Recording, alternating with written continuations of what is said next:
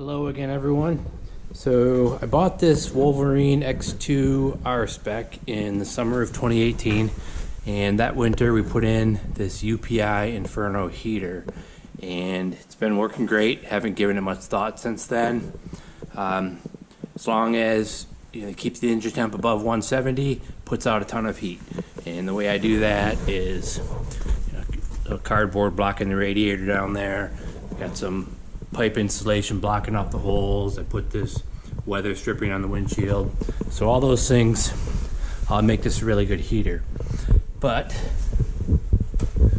I was coming in to install some of these firewall block-offs from UORP, and that'll be a separate video. I'm gonna have to customize those to fit around this heater because it's just in the way.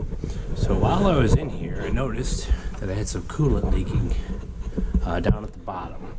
So let me move my light here.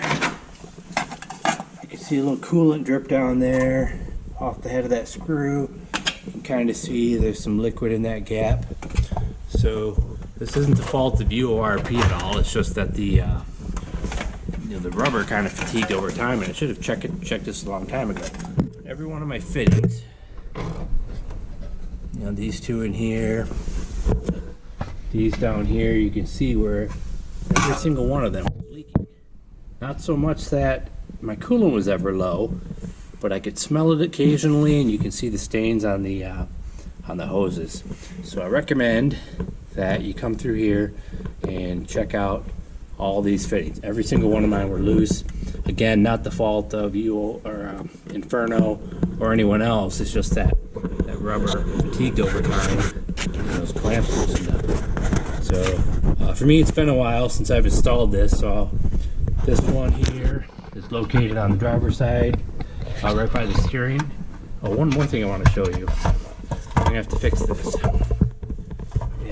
if I can get this light up here right, so you can see where that hose has been rubbing on my steering shaft. So I'm gonna have to do something with that. I can't see where I would have installed it like that. So that hose must have sat up higher when I put it in here, thought it was good enough and left it, and over time it just sagged, and eventually that's going to wear a hole through there. So I'm going to take care of that. And the other piece I noticed is that we're getting some corrosion up here on top. So I'm going to clean this up and paint all these rusty parts. And just in case you forgot, like I mentioned, show you on the other side where the fitting is, where you want to go check those screws. Okay, so over here on the passenger side, right behind your coolant reservoir there, that's your other pipe. So you gotta remove those two 10 millimeter bolts, and you can just let the coolant tank hang there and tighten those clamps as well. Again, you can see, get the light right in here, each one of them were leaking a little bit. If they weren't leaking, every clamp was loose. So make sure you get in there and snug them down. Everything else with this heater has been good. I'm gonna get that hose tied up, gonna get that bracket painted, and I'll just show you real quick one more time. But just a reminder, this was a couple of years, maybe close to 2,000 miles, and had to get in here and do a little maintenance on this heater. Okay, so I've come in here and I've zip tied that hose to the frame. I really didn't see anywhere else to put it. Not 100% happy with that. I might come back and redo it later. You'd be better off putting slice up a larger radiator hose and putting over it than zip tying it up there. That zip tie could wear through it too. But it's not getting on the steering shaft now, so that's good. Another thing I noticed digging through here is that hose where it connects to the radiator. I forgot about that one. That one was also loose, so I tightened it up. You can kind of see, looks like that one was leaking a little bit too. And do the same on the other side. Put the heater up here. I did a quick mask and a shitty paint job, and that should keep the rust from getting out of control on that. So I called this inspection review, so I covered the inspection part. The review on the UPI Inferno heater is it's been fantastic.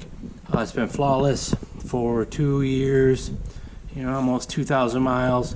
Puts out great heat. We ride in 0 degrees, and You know, honestly, when it's 0 degrees, it does take a little while to get going, but it works. You know, it gives you the full season to ride through. So happy with the Inferno heater. Just a reminder to come in here probably way before 1,500 miles, maybe 500 miles, and just check all those screws, check everything out, clean it up, make sure it looks good. And you can do this without taking the fender off.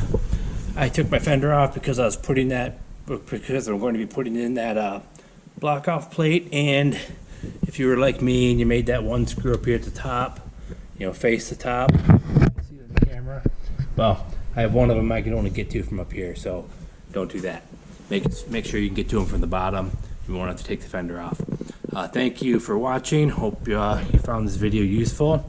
If you did, please click like and subscribe below. Thank you.